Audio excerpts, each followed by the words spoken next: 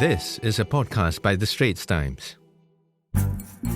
The last time I went to the gynecologist for my checkup, she looked at me and she was like, "Don't you think you've given enough to Singapore? Like, don't you think it's time to think about yourself, a family?" Because I'm 34 this year, and obviously, you know, there are biological things to think about, right? Hi, my name is Kai Wen, and you're listening to Headstart On Record. You'll hear from me every month as we invite guests to talk about mindsets, career, and how exciting or not life is in general. I'm definitely not a psychologist, but if you love a conversation about human behavior like I do, I think you're in the right place. So, in case you're wondering who this new voice is, you've never heard him before, I'm actually your new host, and we're going to be spending quite some time together talking about mindsets and career and life. And today we have our guest with us, Singapore's very own swim queen. Let's welcome Quah Ting Wen! Hi, good morning. Thank you for having me. My name is Quah Ting Wen. Most people just call me Ting. It's usually Ting, but Ting Wen sometimes when I'm in trouble. I am the oldest of three siblings. All three of us swim. I have a younger brother and a younger sister. They are 4 and 8 years younger than me, respectively. My parents have not ever really touched the water. Swimming, they've not done, any swimming water sports when they were younger. They were basketball and volleyball.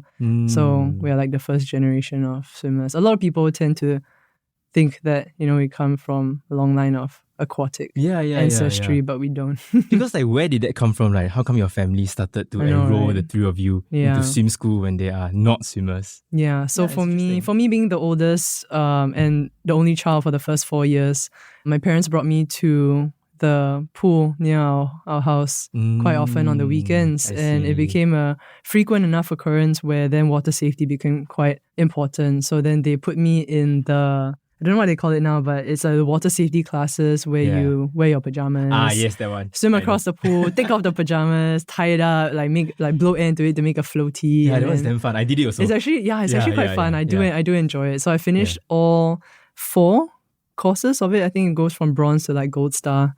And after that, my parents asked if I wanted to learn the 4 strokes. And when I was younger, I think a positive trait was that I was just kind of okay. Kind of just said yes, open to trying things. So then was put with a stroke coach and spent about a year or 2 learning the 4 different strokes before I started on small races and stuff. And but just definitely you enjoyed yourself when you were doing the survival stuff. Oh yeah, pajamas and everything. It was fun. It was fun, and I was quite an active child, and I found it quite challenging in a very fun way. So I guess you have that love for swimming on the get-go. You like the swimming element. Yes. And you like getting out of the pool. Because I think for me, what I liked about swimming is getting out of the pool and then feeling super refreshed, then ordering that cup corn from that stall in my indoor stadium. And I think that was the favorite part for me for swimming. Just the reward that you get after a session of hard work. Yeah, exactly. And the feeling of release. But I think for swimming wise, I'm not a very good swimmer. So I also swam until gold, I think. Yeah, and then I had a lot of problems with the pajamas. It was so hard to because you had to flip the pajamas over and catch air. Yeah. And after that you have to blow bubbles inside, right? So those pajamas, if I remember correctly, they're actually quite thin, right? You don't think too much about it when you're wearing it on land, but once those things are wet and it's long sleeve also, they get so heavy. So sometimes now, when I watch movies and I see people in the movies fall into the water fully clothed and they're struggling in the water. When I was younger, I'd be like, just swim lah, right? But then now I see them with their jacket, pants, shoes, socks. Right away, I'm like, take off your clothes. Don't try and swim in your clothes, you'll drown. Yeah, survival tips from Ting Wen if you ever get stranded on a cruise. Okay, yeah, so just some background for Ting Wen. She actually came straight out of the 2025 SEA Games, the most bemedalled athlete. Correct. And how did that make you feel? Very proud of myself. I have to be quite honest. I haven't really taken the time to sit back and really reflect on the feat. I think there were a lot of things happening end of December into January. So right after SEA Games, it was just go with other things. And I didn't really give myself the time to sit down and actually think about how, the SEA Games career has been for me. But I think at that point when I was in Thailand and with everything going on and I was quite present in the moment, it felt amazing. I think the 63rd gold medal was an interesting one because that was the race that I swam with my sister. It was a 100 butterfly. And this race has always been quite interesting because we'll take turns winning it. I won it back in 2019 in the Philippine SEA Games. And then she beat me both in 2022 in Vietnam and in 2023 in Cambodia. It's always kind of been a toss-up between the two of us. And going into that race, I knew I had two goals for the games. One was to, for Singapore, win as many gold medals as possible. And on a more personal level, I wanted to challenge myself, because swimming's not high enough, but like challenge myself in to breaking that record and seeing how far I could push it. So to be able to do that, to be able to break the record in a race that means a lot to both me and my sister, it was quite bittersweet, whereby it was great that I broke the record with a gold medal. It was great that I broke the record while swimming alongside my sister and racing her. But I think the more bitter side of the bittersweet would be that then my sister didn't win. And, we are family, we are like best friends on land, we are great training partners. But I think what's really great about all three of us actually is that once we're underwater, we are very, very competitive. And the way our parents raise us is to always give our all in anything that we care about and we want to do well in. I mean, that was what we both did. And I guess on that day, I just had a better race. And it happened to be the 63rd medal. And I think it's very interesting because I saw an interview of you and her after that 63rd medal. I don't know if you remember that. So you said like it was a complicated, bittersweet feeling, right? Yes. And I thought it was just interesting because you have to balance that fact that you want to win as an athlete. Yes. But at the same time, you're the older sister and you're rooting for your little sister. Yes. Is this feeling a common occurrence or is it just something that happens once in a while? So I've had some time to think about this complicated mix of feelings because, like I said, we've been racing this event together since 2019. And back in 2022, in the Vietnam SEA Games, I had won in 2019. And this was 3 years later, and we were up against one another, swimming side by side again. And we went through the race. She out-touched me by a little bit. I went to like the other pool to cool down, and I was feeling quite quiet, and I wasn't sure why. And it was only when my dad came up to me after, all the interviews, everything was done, and the parents were going to leave the pool and we were going back to the hotel. He had a brief moment with me and he looked at me and he was like, "You slowed down at the end, right?" And I've never actually spoken to my sister about this, and I was very hesitant about saying this out loud for a while because I feel like in a way that takes away from my sister's win. And I realized that I was feeling very quiet after that race because I was confused and a little bit disappointed in myself. I was very happy that my sister won, don't get me wrong. Super proud of her. Anytime my siblings succeed, I feel like it, in a way, as an older sister, I'm very proud. I feel like it's success for me too. But back in 2022, I was wondering, I was happy for my sister, but why was I feeling so disappointed also? And it was after my dad made that comment and I had some time to think about it, I realized that I was disappointed in myself for not giving myself a chance to try to win that race, for holding back a little bit. I was disappointed in myself as an older sister for not believing in my younger sister enough to then give my 100% and give her a run for her money. Right? And I feel like both as an older sister and as an athlete, I had failed in that race. And it's a very complicated feeling. It's a very complicated feeling. Yeah, because, before the race, maybe I'm like, maybe if I let my sister win, she'll be happy, then I'll be happy, and then, it's success for her is great. But then it was afterwards where I realized, like, you know what? It wasn't fair to me. It wasn't fair to her. And I just felt like, in a way, that race was wasted.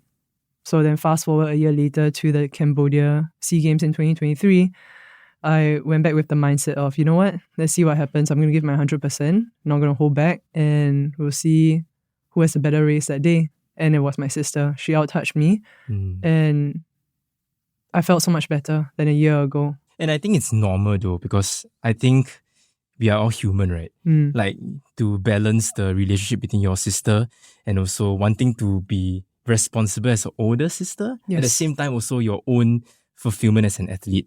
I think that's crazy complicated. And I would say that you're also in a very special position to experience both. Yes. Because how many people out there are athletes already? There's already a very small amount of people, and athletes alongside your siblings, which I think is kind of only you understand kind of feeling. Yeah. Yeah, and it's a little bit bittersweet, like you said lah. Yeah. Okay, so we're gonna move on. I wanted to invite Ting Wen on today because we are actually talking about something called the infinite game. And I'm so sorry for giving you homework. I hope that you have read it's through okay. it and everything. Yeah. And so I actually stumbled upon the infinite game because I did some research on Alysa Liu, right? And she has appeared in all our TikToks. I'm not sure if you have seen her online. I call her the girl with the hair. Yes, the hair, girl with right? the hair, yeah. And do you know the story about the hair though? No. Oh, you don't? No, I don't. Okay, so the reason why her hair is layered is because she actually wanted to mirror a tree trunk or like the growing of a tree. Ah, like the rings. Yes, the tree rings, right? Where every year she would dye a different color or make a different band to signify her growth and wisdom. Oh, I like going that. to the next year. Which I thought was like, okay, that's a very original thought. I'm like, yeah, where's that from? Right. Yeah. So anyway, that's her. And also I realized that she's very different from other athletes. Where when I saw her figure skate online, I mean, I didn't see her in person, of course, but when I saw her figure skate online, I thought she felt very free, very unrestrained, and she was always smiling. Yeah. Yeah, so there was this element of joy about her, which I thought was very interesting. And she also had certain interviews where she said she came back because she took a break after a long while. Yeah, so she retired somewhere in about 16 years old. And then she came back when she was 18, completely stopped the sport. Right? And she said she wanted to go traveling, she wanted to self-discover. So for the 2 years, she didn't do anything related to figure skating at all. But she came back when she's 18 because she wanted to come back on her own terms. And that means that she wanted to decide on her own diet. She wanted to decide on who her coach is, which I thought was crazy because I always thought athletes needed to perform on, they needed this very strict training regime. They needed to follow exactly to a point. So I also thought that, Singapore, we have somebody similar to Alysa. Or maybe that's just me. And I thought of you, which is why I wanted you to be on the guest here today to talk about the infinite game. And so maybe you can tell me a little bit about Alysa, and do you see your career mirror hers in any way or form? So I actually really enjoyed the reading that you sent to me about the infinite game theory and what it entails. After watching a bit more of her interviews and listening to her speak and learning more about her story, the similarities I see would be perhaps the idea of longevity. I mean, she's very, very young. Right, she's only 20. But I think her approach to skating, her new approach to skating, and what she said in an interview before the Olympics, where she mentioned something along the lines of, I want to perform my best and if people enjoy that, that's enough for me. I might be getting it wrong. That's what I got from her interview. And I thought that was nice because sometimes if you ask athletes before big competitions or games, they would tell you that their goal would be to win, to break a world record, to do this and that. And a lot of it is very tangible, right? There's a number to it, there's a time to it, there's a color to it. And while that is the nature of sport, at the end of the day, we are all training to reach our potential. I think that added layer of what else can I get in that pursuit of success? What else can I get along the way? In the journey, in the process, and what can I do with that? I think that mentality, that growth mindset is what sets athletes who are, like you mentioned, the infinite game theory, right? A little bit different from athletes who are just like, I want to be number one. And that's it. And just stop there. So maybe just a bit of a context for our listeners. Now, so the finite game are actually games where finite players decide on a winner or loser, which is a very arbitrary game like chess. And I think for the external side of sports, mainly you are thinking about getting first, second, or third, right? And so that's the finite game where players strive to outrank their competition. They are very stuck in the mindset of winning. And if you lose, technically you drop out of the game. So that's the finite game. And also one thing about finite game is that motivation is often very external. It comes from pressure, it comes from your desire to win and stuff like that. Yeah. Whereas for the infinite game, infinite players actually play the game not to win. They want to stay in the game for the longest time possible, infinitely if it's possible. And honestly, often they play for the love of the game. They understand that sometimes they are ahead and sometimes they are behind. So there's no best, there's no first, because it keeps changing every time. And the motivation is for, of course, to stay in the long game, and the motivation comes from within. And so I thought, when I was researching on who to bring onto the podcast, personally, I thought that you are quite an infinite player. And I think maybe I can give you my reasons for that first, and you can debunk me or you can challenge me in any way you want. Okay. And I was just thinking about your SEA Games, which happened last year in Cambodia. So I know that you were one of the oldest swimmers, right? If not the oldest swimmer? The oldest swimmer. The oldest swimmer. I'm sorry, I don't want to discredit your medals, but the fascinating part for me was actually getting to see you as the oldest swimmer, busting your butts off in the race, but really seeing you pushing it on through, even though you have younger competitors, and you are there as somebody who is still trying her best, even though you are already a veteran, right? You are somebody who's already, you were 31 back then? 32. Last year? SEA Games, yeah. 33. 33. Yes. So Ting Wen was 33. And it's just fascinating to me because that shows me how much you want to be in for the long game. Yeah. And I also did some research because I'm not a very sports person. So I just decided to see the swimmers that I know and what age did they retire. And so I realized that Michael Phelps actually retired at 31. Yeah. And Joycelyn Yeo at 28. Well, you were 33 when you were swimming SEA Games, and yet you were giving your best and your all. And that's why I thought that you were a perfect example for infinite player. You can challenge me later. And also, I think you're somebody who faced multiple setbacks in your swimming career. I think the most notable one for me, I'm not sure if it's for you, was the Paris 2024 Olympics, right? The fact that you were not on the team. Yeah, and I think for me, if I were you, if I were somebody whose swimming is my career, and that would maybe be your last Olympic, right? Possibly, we don't know. Yeah, but the fact that you didn't get in didn't stop you because you didn't stop there. You went on and then you went to SEA Games and then you killed it there. So I don't know, Ting Wen, what do you think? Do you think that you are an infinite player then? Let me answer the age question first. So I don't really think about the age thing too much because I think I train with kids who range from 14 to about 24. So I think that kind of makes me forget about how much older I am than a lot of them. I am a bit ashamed to say that I think I only became an infinite player maybe 3-4 years ago. Okay. The mentality, it shifted a little bit. And I think that happened during the 2023 Cambodia SEA Games. Because I would think, knowing that I was coming towards the tail end of my career, I started having these thoughts of like, how do I want, if this is possibly my last competition, how would I want this to go? How would I want to remember this? Would I remember the number of medals that I win? Or is it more about that feeling that I get every single time I step on the blocks? What do I want to feel? So for that whole 1 week, I think I really enjoyed that SEA Games because every single day when I stepped out on the blocks, right, I had this thought of like, you know what, no matter what happens, I'm going to try my best, I'm going to have fun, and I'll celebrate at the end of it no matter what. And I think that was the competition that kind of changed my mindset towards racing. I ended up obviously racing for 3 more years after that, right? But it was during that meet about 3 years ago that I started to have that mindset shift. I think the main thing about being an infinite player is to embrace the joy of doing your craft. And that is the definition of an infinite mindset, right? And also another component is to really not care about success in a materialistic way, which means to ignore ranking, to ignore competition, and just focus on yourself, which sounds great on paper, right? And it's something that we all can work towards as well.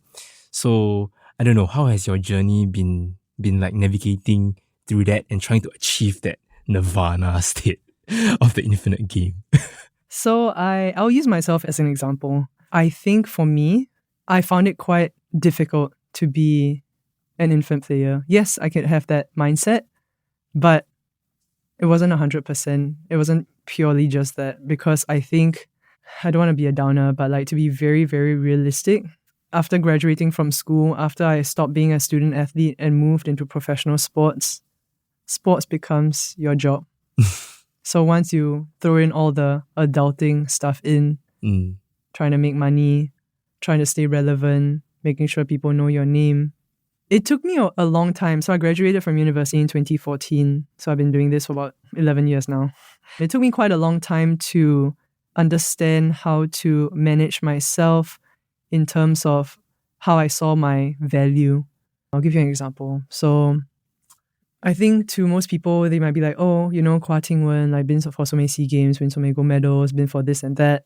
They see my value a certain way. My parents see my value a certain way. I see my value a certain way. Now, it's very interesting. I learned how money can make somebody or make me value myself a certain way. We get a stipend, or some of us, if we meet certain KPIs and criteria at competitions, we get certain times, win certain medals, and hit those KPIs, we actually get a stipend from the government. Now I'll just share. The stipend goes from maybe anywhere between 2,000 to 4,000 a month. And you don't get it every single year, and you don't get it for a full year. It really depends on the contract, on the number of competitions that year, where you peak, how you do. So are these stipends linked to results? Yes. I see. Absolutely, to the results. And as such, then the results became very, very, even more important than before. Right. Because now it's your livelihood, right? And no one in this society, I think, no one rewards you for being a good teammate, for being a good trainer, for being a good role model, for being a good this and that. It's really about, can you win? Your value is tied to how fast you can swim and how many medals of a certain color you can get. And so for a long time in my professional career, I linked my success to how much I could win. It had been like that also when I was a student athlete, but it was just a lot more fun. It was fun to win. It sucked to lose, but that was just me being a competitor. And I always think about how to get better so I could do better next time. That mindset changed a little bit when I became a professional athlete, and it was like, okay, how do I make sure I win so that I can stay on a stipend? How else do I make myself relevant and make sure people know that I'm a good swimmer so that we could get maybe sponsorships, just ways to make extra money to support ourselves as athletes. So for a very long time, I think for almost 8 or 9 years, that was the mindset where I was like, how do I just keep showing the swimming community and the rest of Singapore that we are relevant, that I am relevant. And did that take the joy out of swimming for you? Sometimes, for sure, yes. And I think it was at the Cambodia SEA Games where I was just kind of like, you know what? If this is going to be my last one, who cares what people think? Doesn't matter, right? I'll do this last one for myself. And the joy that I got from racing at that competition, that feeling that I got after each race, just enjoying the whole process. Like, the Games Village was quite run down. The beds were not comfortable. They were squeezing maybe 6 to 8 people to an apartment or basically just a bunch of rooms. Food was okay. It wasn't an ideal situation to be racing, but every single moment I was just like, you know what? This is SEA Games. This is what it's supposed to be like. I'm going to enjoy every single moment of it. When is the next time I'm going to be sleeping in the kitchen/living room of some weird looking apartment with my sister? When is the next time we're going to walk through the sandy streets to walk to a big team bus? When is the last time? When is the next time, a whole stadium of people is going to stand up and, clap for you? So I just really took that competition to take in every single moment. And I think after that, when I continued racing, I just started to do it that way, and it just made everything a lot more enjoyable. Yeah. I mean, you just spoke to us about the realities of being a sports person in Singapore, right? Where you have to care about not just the love for the sport, but also the money. And that's Singapore, right? But I mean, to be very frank, the way I see it, you still chose to stay in swimming despite all that. Because I think you could have easily say, okay, you know what, money is tough. Let's find another way to earn money. And honestly, I think you could have done something else to earn you that money. But I think you stayed for a reason. And I think you stayed for the love of swimming. And so I think that's quite admirable. Yeah. And I also want to find out from you, where does that motivation come from? How do you, despite all that reality sinking in, how do you find in yourself to say, okay, let's stay, let's compete again, let's compete one more time, let's find a way to make this work? I think it's that feeling of confidence and comfort and familiarity that I find in the water. There's nowhere else that I feel stronger than when I'm in the pool and I'm swimming. There's nowhere I feel more myself. And I know that sounds very cliche or cheesy, and maybe it's because I've been doing it for the last 20 plus years that I'm so comfortable in the water, but I think swimming has really taught me to really embrace the things that I'm good at, that I'm passionate in, and to understand, again, this is the deep thinker in me, right? Where it's like, life is very, very short. When I look back on my life, like, what do I want to have spent most of my time on? And I also understand the realities of being a bit older and having to find ways to support myself. But I think I enjoy the challenge of trying to make all of it work, to find ways to still be a professional athlete and find ways to make a name for myself elsewhere. I think it really helps that my siblings are in it also. Swimming can be a very lonely sport sometimes, and the older you get, the more your peers start to retire from the sport, the lonelier it gets. But I think having my siblings there with me, it's great. We have this, like you mentioned before, this bond that it's hard to really explain. It's a very special bond. It is. People at the pool know me as Ting, the swimmer, as a teammate. And so they know me that way. And then my family members know me as, daughter or sister. My siblings have this special connection with me where, yes, they will understand me as a swimmer, but from a sibling perspective. And yes, they will know me at home as their older sister, but from a competitor athlete standpoint. So I think having them in this with me has allowed me to expand my thoughts on swimming. Sometimes when I feel a little bit stuck in maybe a drill that I'm not understanding or my stroke isn't feeling very good, I can speak out loud and have two other voices next to me, kind of like I can run off ideas. Devil's advocate. In a way, in yes. a sibling form. Yes. And so I think having friends in the sport, I really enjoy it. I think that has been a huge source of my social support also. I think that's very, very important, especially in individual sports. Yeah, and I think that's really precious lah. Yeah. Something to have with you. Because, and I think the interesting thing is your sibling bond and your relationship, along with all your national accolades from swimming, it plays out to all Singaporeans. So my mom is a huge fan. I told her I'm going to interview Quah Ting Wen. She's like, oh, the 大姐, which is, it means the elder sister lah. Yeah. And I think it's just very nice to see. It's also very precious to us as Singaporeans to see you three being so close and supporting each other through your journey lah. Yeah. And also I wanted to ask you as a next question, because you are possibly one of the oldest in the swim team, or if not the oldest. And do you think you will continue to compete, or when do you think your competition era will end? Or will you do this for as long as you can? And I ask this because I was researching on swimmers who has swam very far in their career. And I actually found this person called Dara Torres. American. She won the silver medal in the 50 freestyle after being a mom at the age of 44. Yes. Yeah. Right. Exactly. And I just thought that, hey, if somebody like that can be so... She's a mom, she's 44, she won a medal. It all sounds very crazy to me. And I was wondering if, you will be interested to follow in her footsteps. It's funny you talk about being a mom. The last time I went to the gynecologist for my checkup, she looked at me and she was like, don't you think you've given enough to Singapore?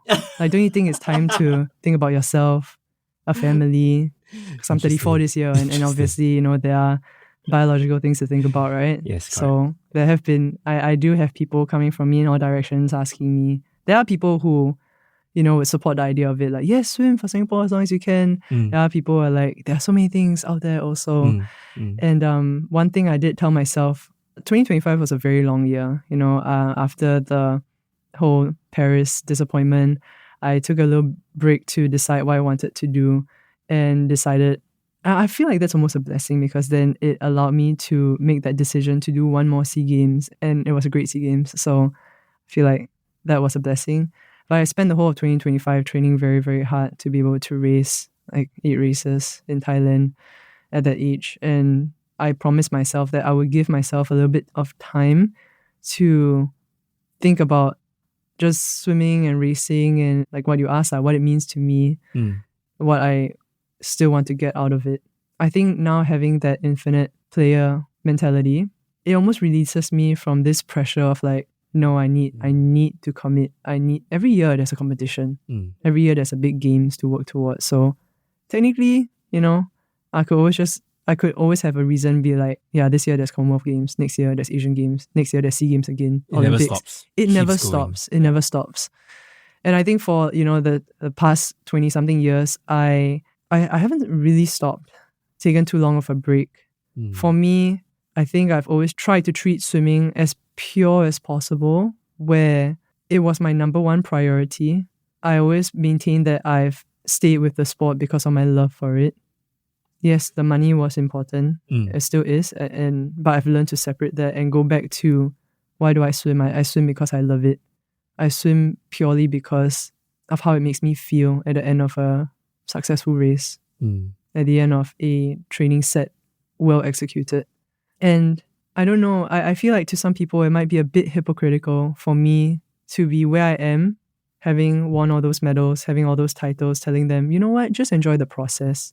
I do have parents coming up to me asking me, how can my kids be the next so-and-so? How can I make sure that all that money and time and energy that we're putting into our kid will pay out? Almost like an investment. And sometimes I almost feel like I don't have a right to say, oh no, just, make sure your kid enjoys his time or her time at the pool. Make sure they have fun with their friends. Make sure you're a very supportive parent and just be there for them, feed them well, just like make sure they go to bed and just enjoy this time with them. It almost feels wrong to say that as someone who has kind of like done all of it, because they can turn around and be like, oh, so easy for you to say what? Because you already have it all. It's true. So that I am still trying to manage a bit better. But I will still maintain that stance, especially to parents of younger swimmers, where I would tell them, like, again, life is very short. If your kid decides to stop swimming next year or 2 months from now, and you all look back at your swimming journey together as parent and child, how do you want to see it? Like, do you want it to be a time where you are forcing your kid to go to the training session or like shouting at him or her every time they didn't swim well? Or do you want it to be like a time of exploration and challenges and growing together, both as like a parent and a swimming parent and a swimmer? Interesting. Yeah, thank you for your thoughts, actually. If, let's say, you aren't swimming anymore, or you aren't a swimmer, and I think this question has probably been asked to you a lot of times, what do you think you'll be? Or what do you like to be? Okay, I'll give you the non-realistic answer first. Yeah, sure. Please hit us with the non-realistic You're right. answer. I've been asked this question a lot. And like, less realistic answer would be one of those people who works on like National Geographic, get to travel the world. I mean, yeah, sure, you can put a camera and audio also, but it's really more for the travel, to see like parts of the world that you wouldn't really get to see as a normal person, or even on like tours. As a photographer? Not even as a photographer, even if it's for like documentary and stuff. But it's really just like, I have to say, I've been to some glacier walk, like just look at glaciers before, and it does not look the same as the ones on National Geographic. Just because you only see the end of it, you never get to actually go out into the wild. So that's one. I always thought maybe being like a dancer or an illustrator, someone who draws for children's books. Because I read a lot of Roald Dahl when I was younger, and I always thought the art in his books were very nice, very cool. More realistic answer would be working with people, teaching, finding ways to add value to other people's lives. My dad's a doctor, and I've always really looked up to him. I think it's a very respectable profession in the way where I feel like his bedside manners are what make him an amazing doctor. It's not just about dispensing medicine. Like, he will always go the extra mile to talk to the patients and make sure that they are feeling okay. And sometimes he'll come home with like stories about his patients, and he'll be like, oh, today, like, I learned about what a gel manicure for your fingers are. Like, do you know that like this thing called gel? I'm like, okay, like why are you talking about gel manicure with your patients, and how is that relevant to like having the flu? But I learned over time that my dad has forged a connection with so many of his patients who come back to him over the years because of how well he's taken care of them. And I'm not able to follow in the footsteps of my dad and be a doctor, but I actually have started my master's in counseling and therapy. Because I feel like that is something that I could be good at. And that's something that I want to explore and see if it's a way for me to help people. Actually, I have to disagree with your point on this, where you said that whatever you listed was not realistic. Because I feel like it's completely realistic. I would kill to be on a documentary team. Honestly, I in would Africa too. It's just that somewhere. I feel like there are just so many people who are so much more, like they've been in like the environmental space so much longer and they might be more suited for it. Or like that, I mean, yeah, sure, I might say that I would love to be like an illustrator, but the last time I drew was when I was like in secondary school, and I don't think they were very good. They were very good. It doesn't come very naturally for me. I feel like I'm more a words person, maybe more like writing than like the drawing of the ideas. So would you say that you will compete for as long as your love for swimming exists? Yes, I think so. I'm now at a point where it's like I don't feel pressured to race. It's more like, do I want to? Like, do I feel like it? And what kind of joy that would bring me? I think that's like the first question I'll ask. And that's such a freeing mindset. It is. It actually really is. And I'm a bit sad that it took me so long to get here, but I'm glad that I actually am here, right? How do you think an everyday person, or even you, right? How do you adopt that infinite mindset, to deal with challenges from life, to deal with events from life? How do we go about downsizing that theory that's so complicated, such that everyday people can actually adopt it? The main thing I would say would be the way they look at success, and the opposite of that, which a lot of times people see as failure. Right now, when I talk to some of the younger swimmers and they say, oh, that was a terrible swim, like I did so badly, I failed, I try and get them to think of it more as, okay, if you reach your goal, great. Celebrate that and then look forward. Now, if you didn't hit that goal, don't see it as a failure. It's a learning experience. I think sometimes some kids see it as like, oh, this is the only, like my only competition this year, or this is like this is my last competition, so I must do well. I think it's that mindset that sometimes put a lot of pressure on them, and also to see them not reaching their goal as the end of the world. I also remind people who are fortunate enough to be doing certain things by choice to remember, sometimes take a step back and be like, remember that this is your choice. Especially in swimming, especially in sport, right? And it's a bit harder for younger kids where sometimes the parents push them towards a certain CCA. But at a certain point when they are old enough to kind of start making their own decisions and they complain about training, or they say that they're not doing well, they hate it, just remember, it's your choice. Again, life is very short, right? Put yourself in a sport or a CCA that you want to explore, that you will be excited to go for after school, or unfortunately like have to wake up earlier for. Yeah, and interesting you said that, I feel, because I guess at the end of the day, the infinite game is about your choice, right? It must come from you. You must have made that choice. You must live with that choice because it is your choice. And I think for Ting Wen, for her, swim is definitely your choice, right? And I think it's so admirable to see you choose that and push through every single day for that. And I guess for everyday listeners, if you want to adopt anything from the infinite mindset, really understand that it is really you setting your own rules and your own boundaries, right? Because no one else should be able to set it for you, because it is your life, no matter what you choose to do, right? It could be anything. And yeah, I think that's something that people can keep in mind. Yeah. So before we let you go, can you tell us what you're up to next, and also what we can look forward to seeing from you? So like I mentioned earlier on, I started school again, doing my master's in counseling and therapy. I also started coaching at a school. So I coach a school team.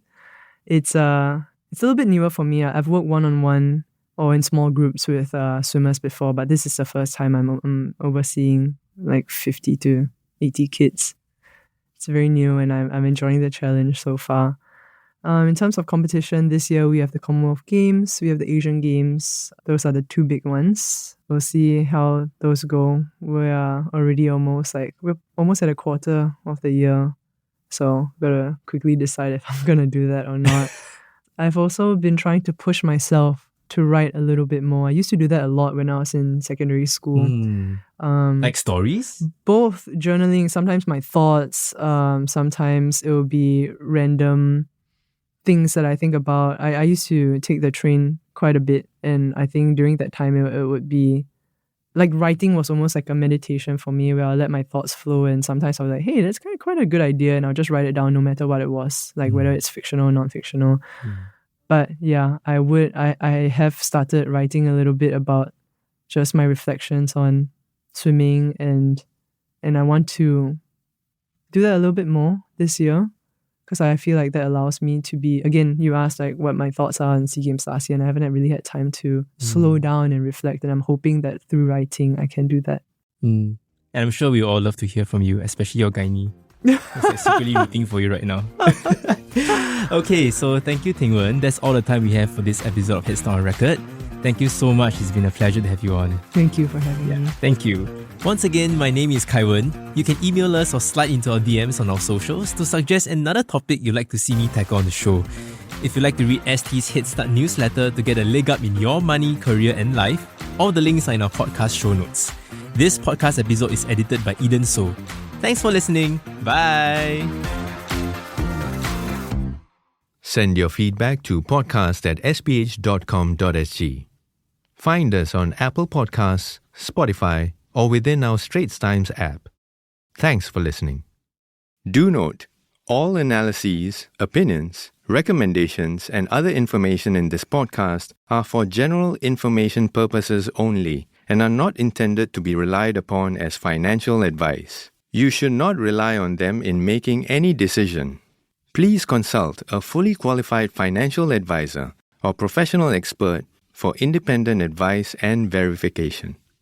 To the fullest extent permitted by law, SPH Media shall not be liable for any loss arising from the use of or reliance on any analyses, opinions, recommendations, and other information in this podcast.